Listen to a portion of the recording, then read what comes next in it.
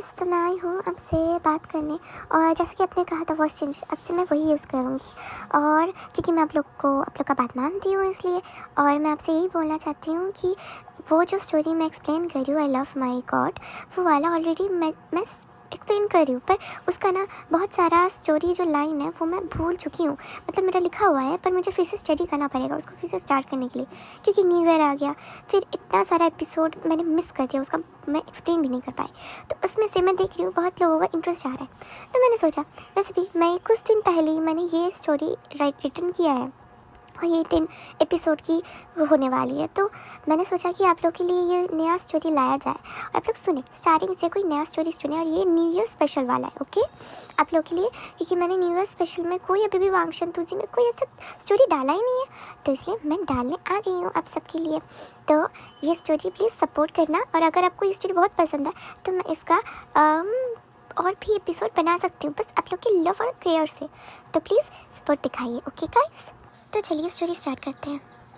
Story start होती दिखाया जाता है एक फाइट, जहाँ पर एक लड़का 3 लड़के के राउंड में, वो लड़का बीच में खड़ा हुआ था और 3 लड़के उसको घेरे हुए थे। और एक लड़का स्माइल करके उसको कुछ कहता है, और वो बीच वाले लड़का को इतना गुस्सा आती है कि वो जाता है उसको मुक्का मारता है। और वो जो लड़का जो उसके बारे में भला बुरा बोल रहा था, वो दूर जाके फेंस में जाके गिरता है और उसको भी गुस्सा आती है।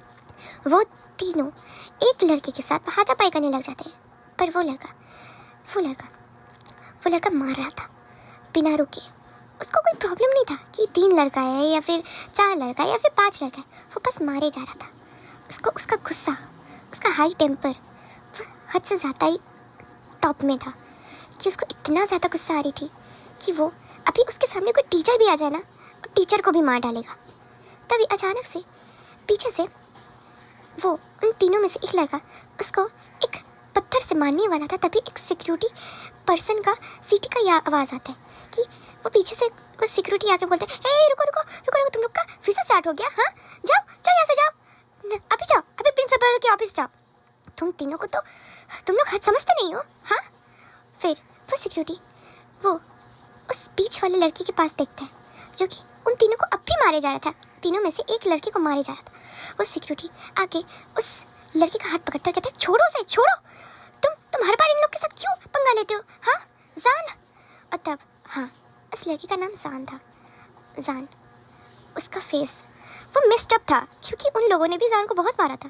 पर जान को इतना गुस्सा आ रही थी, जान अपना मुठ्ठियाँ पीसता है और कहता है, अंकल छोड़ दीजिए, मैं इन लोग को छोड़ूंगा नहीं, मुझे मार देने दीजिए इन दोनों को। और तब वो अंकल कहता है, नहीं तुम ऐसे कैसे कर सकते हो? रुक जाओ, उसको मत मारो, तुम्हें ही प्रॉब्लम फेस करना पड़ता है हर समय। तो अपनी ग्रैनी के बारे में, अपनी दादी के बारे में तो सोचो। छोड़ो जान, छोड़ो उसे। पर जान उसको छोड़ ही नहीं रहा था। तभी पास से और एक टीचर वो क्रॉस करी थी, एक लड़की थी, वहाँ का शोर शराबा सुन के वो भी वहाँ आ जाती है और वो चिल्ला के कहती है, ये क्या हो रहा है सान, तुम फिर से लड़ने लग गए? और वो जान तब रुक जाता है। जान उस टीचर की तरफ देखता है, वो टीचर को वो पहचानता था। और जान कहता है आप, और जान रुक जाता है, अपने जो उसको मार रहा था उसका कॉलर छोड़ देता है। वो लड़का बेचारा ज़मीन में गिर जाता है। जान ने उसको ऐसे मारा था कि लाइक वो उसका शर्ट पकड़ के मारा था कि वो हवा में फ्लोट हो रहा था। इसीलिए जान थोड़ा लंबा चौड़ा भी था। और वो लड़का जैसे जान उसको छोड़ता है वो नीचे गिर जाता है और कहता है, आह मेरी बम। और तब जान उस लेडी की तरफ देखता है और कहता है, मिस मैंने कुछ, और वो जो बोल पाता वो लड़की कहती, तुम हर बार का ये चीज़ है, तुम हर बार इन लोगों को मारते हो। क्या ये कोई प्ले ग्राउंड है? क्या ये चैलेंज हो रहा है? ये क्या है जान? तुम इसे कैसे कर सकते हो? I want to see you in principal office, come right now, और तुम तीनों भी आओ। वो मिस तीनों को शो करती प्रिंसिपल ऑफिस की डोर की तरफ, और वो तीनों चुप्पे चुपाई प्रिंसिपल के ऑफिस जाते हैं। और जान भी वहाँ पे जा रहा था। वो तीनों तो खुश हो रहे थे कि जान को भी पनिशमेंट मिलेगी। और वो तीनों जाते हैं। वो तीनों प्रिंसिपल के ऑफिस घुसते हैं। प्रिंसिपल का नया नहीं था। प्रिंसिपल आज फिर से जान को देख के उनका एक्सप्रेशन कुछ बदला नहीं था। वो तीनों की तरफ तो छोड़ो, वो जान की तरफ कोरली देखता है और कहता है, तो फिर से लड़ाई हो गया तुम तीनों के बीच? और तुम भी जान, मारने में बहुत मज़ा आया होगा ना इसको। तब जान चुप से अपना हेड डाउन करके खड़ा हुआ था। प्रिंसिपल अपना हाथ को फिस्ट बनाता है और दोनों में से दोनों हाथ को रब कर रहा था और प्रिंसिपल कहता है, बहुत हुआ है जान, तुम इस जगह में तुम फर्स्ट आते हो, इसलिए मैं तुम्हें पहला बात इसीलिए छोड़ता हूँ कि तुम पढ़ाई में अच्छे हो, पर तुम्हारी हरकतें जैसी है ना, तुम्हें मैं अभी सस्पेंड करा देता कॉलेज से। पर तुम तब भी बाज नहीं आते। हाँ, तुम अपनी ग्रैनी वैन के बारे में सोचा है? ये कॉलेज की सबसे पुरानी स्टाफ है, काम करती है, हम लोग की भरोसेमंद है, इसीलिए मैं तुमको यहाँ पर रहने के लिए परमिशन देता हूँ, पढ़ने के लिए परमिशन देता हूँ, क्योंकि उनका चेहरा मेरे दिमाग में आता है इसीलिए। पर तुम अपने ग्रैनी वैन के बारे में एक बार भी नहीं सोचते। हर समय लड़ाई लड़ाई लड़ाई, और इन लोगों के पास तो फैमिली है, पैसा है, पर तुम्हारे पास तो सिर्फ ग्रैनी वैन ही है ना। आज तुम्हारी ग्रैनी वैन को कुछ हो गया तो तुम क्या बोलोगे? ग्रैनी वैन वो तुमको इतना मेहनत से पढ़ाती है और तुम ये करते हो, मारपीट करते हो। बहुत हो गया सान, अब मैं तुम्हारी ग्रैनी वैन को अब तो बताना पड़ेगा। और जब सान सुनता है बताना पड़ेगा, सान प्रिंसिपल की तरफ देखता है और एक वरी टोन में कहता है, सर प्लीज़ ग्रैनी वैन को कुछ मत बताइए, प्लीज़ मैं आपसे बेग करता हूँ, मैं ऐसा कभी नहीं करूँगा, प्लीज़ माफ़ कर दीजिए, इस बार माफ़ कर दीजिए। और तब सान का प्लीडिंग टोन देख के वो टीचर पास में जो खड़ी हुई थी उसको दुख लगता है, पर वो टीचर भी चुप थी, उसको पता था जान पढ़ाई सब में अच्छा है, पर ये सब चीज़ में क्यों पढ़ता है वो किसी को नहीं पता था, सिर्फ जान के अलावा। जान प्रिंसिपल की तरफ देख के कहता, please sir please granny van को कुछ मत बताइए, वो ऑलरेडी उनका उम्र हुआ है, उनको कुछ मत बताइए, मैं नहीं करूँगा ये सब प्लीज़। और तब प्रिंसिपल कहता है, जान पहले भी तुम ये बातें बोल चुकी है, तुम नहीं करोगे, पर करते तो हो ना, अब फिर से बताना पड़ेगा तुम्हारी ग्रैनी वैन को, शायद वो तुम्हें कुछ सिखा पाए कि हमसे तो कुछ नहीं होता है, हम जितना भी तुम्हें बोल ले बता दे कि जान ऐसा मत कर, तुम हमारी सुनते हो, तुम तो फिर लड़ने शुरू कर देते हो। अब फिर से तुम्हारी ग्रैनी वैन को बताना पड़ेगा कि उनका ग्रैंड चाइल्ड क्या क्या करतूत कर रहा है कॉलेज में आके, कभी किसी से लड़ रहा है, कभी किसी से लड़ रहा है और बहुत बुरी तरीके से लड़के को मार रहा है। तभी पीछे से एक लड़का टोंट मारते हुए कहता है, उन तीनों में से लड़का, सर बताइए उसकी ग्रैनी वैन को बता दीजिए फ़ोन करके, देखिए ना सर मेरे इधर कालों में भी चोट लगा है। और वो लड़का नाटक करते हुए जान के पीछे से कहता है, और फिर जान गुस्से में अपना मुट्ठी भीजता है, पर वो प्रिंसिपल के सामने दोनों हाथ रेस जोड़ता है और रेस करके हुए कहता है, please sir please I am begging you, granny van को मत बताइए प्लीज़। तब प्रिंसिपल कहता है, जान इन लोगों का तो फैमिली है, पर तुम्हारे पास तो तुम्हारी ग्रैनी वैन ही है ना, ये लोग रिच है, पर तुम मेहनती हो, तुम्हारी ग्रैनी वैन तुमको पढ़ाने के लिए क्या नहीं करती हो, तुम यूँ उसका सलाह देते हो। आई एम शेम्ड कि तुम उसके ग्रैंड चाइल्ड हो। जान का चेहरा नीचे उतर जाता है, जान की आंखों से आंसू, वो रोक रहा था अपने आंसू को। जान कहता, प्लीज़ मत बताइए। और तब प्रिंसिपल कहते हैं, मैं बताऊँगा तुम्हारी करतूत के बारे में। और वो टीचर की तरफ देख के प्रिंसिपल कहते हैं, इन चारों को यहाँ से ले जाओ, और मैं और कुछ नहीं कहना चाहता इन चारों को। और तब जान वहाँ से अपने सैड एक्सप्रेशन से उस रूम से निकल जाता है। उस रूम से निकलते ही टीचर कहती है, जान तुम तो अच्छे स्टूडेंट हो ना, क्यों ऐसा करते हो तुम, मुझे अच्छा नहीं लगती कि तुम मारपीट करते हो, इन लोगों के साथ क्यों करते हो जान, तुम अच्छे सन हो ना, you are a brilliant child, पर इस सब में अपना फ्यूचर बर्बाद मत करो प्लीज़।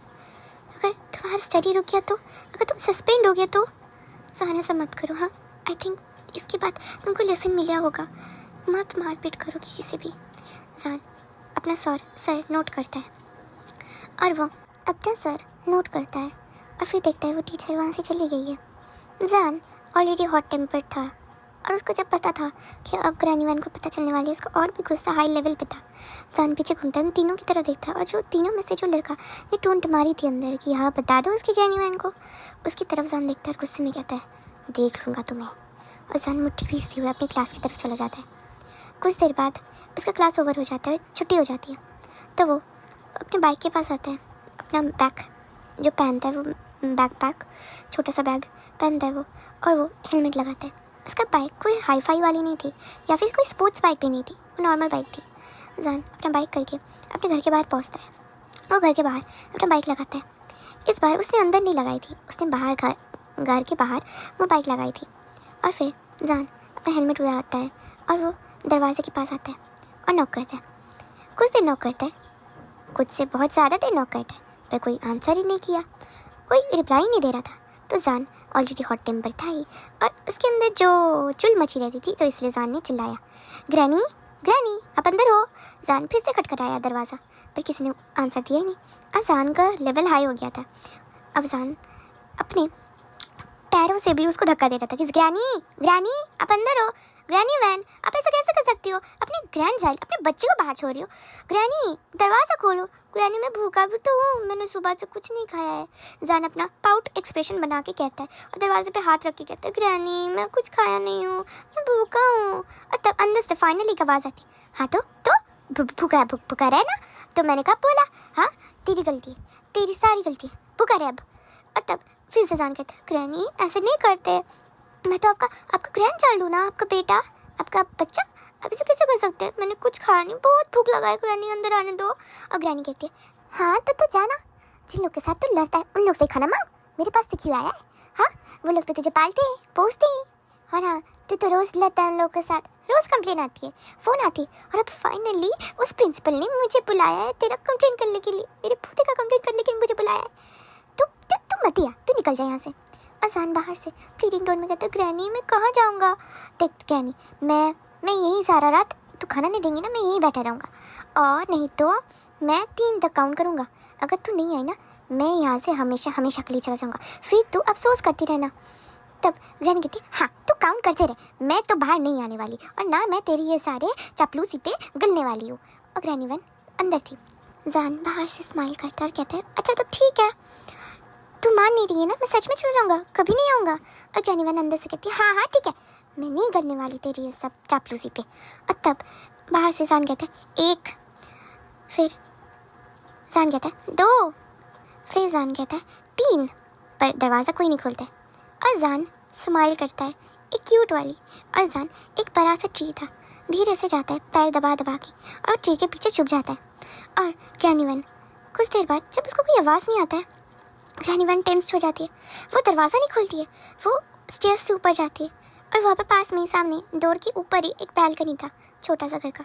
वो बैल्कनी में खड़ी होती है और देखती है जान उसको कहीं नहीं दिख रहा है, जान का बाइक भी नहीं है, और जान ने तो अपना बाइक जानबूझ के ही घर के बाहर पार्क किया था, तो ग्रैनी वन को दिखने का आने वाला था। और ग्रैनी वन एक आस-पास देखती है और अपने सर पे हाथ रख के कहती है, ये मैंने क्या कर डाला, मैंने अपने बच्चे को ही भगा डाला, ये मुझसे क्या हो गई। और ग्रैनी वन की आंखों से आंसू टपक टपक गिर रहे थे।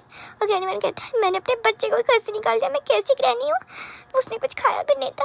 और वो ग्रैनी वन नीचे उतरती है बैल्कनी से, और वो स्टेयर से नीचे आती है, और वहाँ पर जान के मम्मी डैडी का पिक्चर की तरफ देखते कहता है, ये मैंने क्या किया, मैंने तुम्हारे बच्चे को ही भगा दिया, मेरा ही गलती है, बेचारे ने कुछ नहीं खाया था, उसे पूछना चाहिए था उसने क्यों लड़ाई किया, पर मैंने उसको भगा दिया, बातें सुना कि बच्चे ने कुछ नहीं खाया मेरा बच्चा। और जान वो ग्रैनी का आवाज़ वो सुन पा रहा था अंदर से। ग्रैनी दरवाज़ा खोलती है, जान अच्छे से पीछे छुप जाता है पेड़ के कि ग्रैनी उसको देख ना पाए। ग्रैनी दरवाजे के पास आती है, और दरवाजे के पास जो सीढ़ी थी उस पर बैठती है, और अपना सर पे दोनों हाथ रख के कहती है, मैं मत्ती मारी गई थी मेरी, मैंने अपने बच्चे को ही निकाल दिया मेरे घर से, मेरा बच्चा कहाँ गया होगा, बेचारा भूखा है, ऐसे मैंने सुना है उसको बहुत मार पड़ी है, मेरा बच्चा चला गया मुझे छोड़ के। और ग्रैनी वैन एक साइड कोने में सर पकड़ के रो रही थी, और जान उसी मौके पे धीरे से दबे पाँव ग्रैनी वैन के पूरे पास से, ग्रैनी वैन का पीछे का पीठ था, तो ग्रैनी वैन के पूरे पास से जान निकल के अंदर चला जाता है घर के, और ग्रैनी वैन को पता ही नहीं चलता है कि जान अंदर चला गया है। ग्रैनी वैन तो रो रही थी कि मेरा बच्चा वो चला गया, भूखा बच्चा। और जान सीधा किचन में जाता, उसको भूख लगी थी, जान को भूख लगी थी बहुत ज़्यादा ही, तो जान किचन में जाता है और देखता है ग्रैनी वैन ने पराठे, उसकी पसंद के पराठे बनाए थे। और जान पैर ऊपर करके टेबल में बैठता है, और वो अपना हेलमेट भी रखता है, अपना जैकेट भी खोलता है, और वो पराठे हाथों में लेके खाने लग जाता है, पैर टेबल में उठा के, उसके हाथों में पराठे थे और वो खा रहा था मज़े से, और वो पूरा पराठे खाता है, और फिर वहाँ पर उसको पसंदीदा जूस भी रखा हुआ था, वो जूस भी पीता है, और ग्रैनी वैन की तरफ देखता है और फिर खाता है, फिर ग्रैनी वैन की तरफ देखता है और फिर खाता है, और फिर ग्रैनी वैन रोए जाए थे, मेरा बच्चा मुझे छोड़ के चला गया, मेरी ही गलती है, इस बुढ़िया की गलती है, मैंने अपने बच्चे को निकाल दिया, मेरी गलती है, मैंने उसको निकाल दिया, इस उम्र में मैं क्या करूँ, मेरा बच्चा कहाँ गया होगा। और तब अंदर से आवाज़ आता है, अरे अरे कितना रोएगी, अंदर आ जा। मैंने तो खा लिया, तू भी खा ले, मुझे पता है तू भी नहीं खाई होगी। और जान का आवाज़ सुन के ग्रैनी वैन का आँख खुल जाता है और वो अपना आंसू उसके आंखों से गिर रहा था। ग्रैनी वैन सामने देखते, फिर जब घर के अंदर देखते तब देखते जान अंदर बैठ के टेबल में बैठ के खाना खा रहा है और कह रहा है कितना रोएगी। और वो ये बात बोल के जान हंसने लग जाता है और कहता है फिर से रोई है ना, चल चल चल। और मुझे मुझे मुझे और नहीं देखा जा रहा है, मेरी ग्रैनी वैन इतनी रो रही है। वैसे अब तुझे रियलाइज़ हुआ तूने क्या किया है? अच्छा हुआ तुझे रियलाइज़ हुआ इसलिए तू रो रही है। ले ले खा ले, भूखी होगी ना तू। और जान कि ये बात सुन के ग्रैनी वैन को इतना गुस्सा आता है। ग्रैनी वैन तिलतिलाते हुए अंदर आती है और वो एक बेलन उठाती है और कहती है तू तू तू तू सुधरेगा नहीं ना, तू सुधरेगा नहीं, तू फिर से मुझे बेवकूफ़ बना रहा है। और तब जान वो हंसता है और अपना प्लेट रखता है और वो ग्रैनी वैन को गोदी में उठा लेता है। जगह को कहता है ग्रैनी वैन गुस्सा मत करो ना, मैं तब कई बच्चा, अभी तो अब रो रही थी, अभी देखो फिर से मारने लगी, मैं चला जाऊँगा। हाँ तब ग्रैनी वैन अपने आंसू पोंछते हुए कहती है तू नहीं जाएगा ना। तब जान कहता है अरे पापा नहीं जाऊँगा, मैं कहाँ जाऊँगा, मेरी तो ग्रैनी वैन एक ही है और मैं अपनी ग्रैनी वैन को छोड़ के कहीं नहीं जाऊँगा। और वो ग्रैनी वैन को हक कर लेता है और वो स्माइल करता है। उसके पास उसकी ग्रैनी वैन ही तो थी, वो सबसे ज़्यादा प्यार करता था अपने मम्मी डैडी की तरह। उसकी मम्मी डैडी का तब जब से एक्सीडेंट हुआ है तब से उसकी ग्रैनी उसकी ध्यान रखती है और वो अपनी ग्रैनी वैन को बहुत प्यार करता है। दूसरे दिन का सीन दिखाया जाता है कि ग्रैनी वैन कॉलेज गई है प्रिंसिपल से बात करने। उस दिन संडे थी। प्रिंसिपल ग्रैनी वैन को समझा रहा होता है कि आप अपने बच्चे को संभालिए, वो हर टाइम मारते पीटते रहता है, वैसे भी वो अच्छा स्टूडेंट है और फर्स्ट भी आता है, पर उसका एजुकेशन आपका एजुकेशन कहाँ जा रहा है? हम लोग तो उसको एजुकेशन दे रहे हैं, वो फर्स्ट भी आता है, पर मारपीट में हर रोज़ उन तीनों के साथ हम लोग का लड़ाई लगता ही है। क्यों? आप समझाइए अपने बच्चे को। हम लोग के कॉलेज में वो नहीं चलेगा। ऐसे 3 बार अजान ने हम लोग के मेरे प्रिंसिपल ऑफिस में राउंड मारते हुए वो गया है। 3 बार वो ऑलरेडी आ चुका है मेरे प्रिंसिपल ऑफिस में। पर आप प्लीज़ उसको समझाइए। मैं आपको कुछ नहीं कहना चाहता, आप हमारी पुरानी स्टाफ है, आपने हमारे कॉलेज को ग्रो होते हुए देखा है, इसलिए मैं आपका रिस्पेक्ट करता हूँ। इसीलिए आपका ग्रैंड चाइल्ड यहाँ स्टडी करता है, वो भी कम पैसे में। हम लोग आपको वो चीज़ देते हैं कि आपका बच्चा भी एजुकेशन आपके बच्चे को भी मिले, पर आपका बच्चा वो हर समय लड़ाई। प्लीज़ आप समझाइए अपने बच्चे को। ग्रैनी वैन का सर डाउन था, वो नोट करती है और वो वापस घर आ जाती है। ग्रैनी वैन घर के अंदर घुसती है। जान टीवी देख रहा था। जब ग्रैनी वैन का आवाज़ सुनता है वो कहता ही है कि बेटा मुझे तुझसे बात करनी है। जान टीवी ऑफ करता है, कहते हैं हाँ बोल ग्रैनी। तब ग्रैनी वैन उसके सामने आके बैठती है और कहती है बेटा तू क्यों लड़ता है उन लोगों से? आज देख तेरे प्रिंसिपल ने मुझे कैसे बोला, मैं कुछ बोल ही नहीं पाया उनको। तुझे पता है ना हमारे एक अच्छे रिलेशन है स्कूल के साथ, तो क्यों हमारा वो इमेज मिट्टी में मिलाना चाहता है बेटा? तो मुझे पता है तू ऐसा नहीं है। क्या है बेटा, तू क्यों लड़ता है उन लोगों के साथ? तो उन लोगों को इग्नोर नहीं कर पाता है। तब जान कहता है मैं कैसे इग्नोर करूँ ग्रैनी, वो तुझे लेके गाली देते हैं, यही रीज़न है। मुझे लेके अगर गाली भी देती तो मैं इग्नोर कर देता।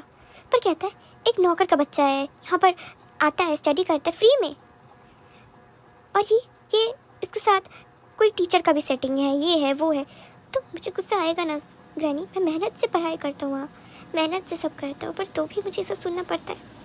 ज़्यादातर वहाँ पे बहुत सारे टीचर भी हैं जो मुझे पसंद नहीं करते हैं,